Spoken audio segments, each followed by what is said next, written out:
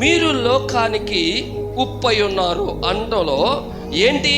ఉప్పుని మీరు దేనికి వాడతారు? ఇంట్లో దేనికి వాడతారు సార్? కూరలో వాడతారా? చాలా గొప్పోళ్ళండి. అంతే, కూరలో వాడిన మాటకే మీరు లోకానికి ఉప్పు అయి ఉన్నారన్నాడు దేవుడు. ఉప్పు బతుకంతే,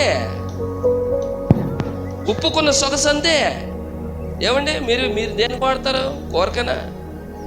అయ్యగారు కూడా కూరగా వాడతారంట.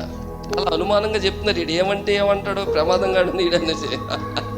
నేను ఏమన్నా వాస్తవమే చెప్తా. యేసు ప్రభు వారు ఉప్పుతో మన జీవితాల్ని పోల్చారు. రూపకాలంకారంగా మాట్లాడుతూ ఉన్నారు.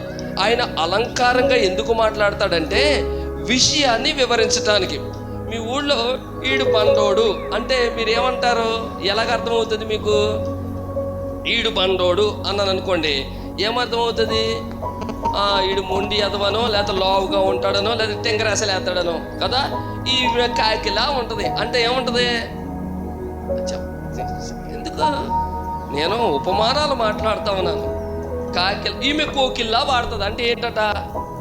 మీ సంఘంలో కోకిళ్ళు చాలా మంది ఉన్నారు. ఇందాక మీతో అంటున్నాను, తమ్ముడితో, చాలా అద్భుతంగా పాడేస్తున్నారు. మీరు ఇక్కడ పాడేస్తుంటే నేను లోపల పాడేసుకుంటున్నాను అన్నమాట. అంత చక్కగా పాడుతున్నారు. దేవునికి మహిమ కలుగును కాక. అది దేవుడికే ఉంచండి, మళ్ళీ దాంతో ఇంకోటి మాట్లాడకండి, ఇంకో పాట పాడకండి కదా. అది మంచిది కాదు మీకు కదా. యాకోబు పత్రికలో మరి పత్రికాడు అంటాడు, ఒక్క జల నుండి తీయని నీరును చేదు నీరును వచ్చునా కానీ మనకు వచ్చును.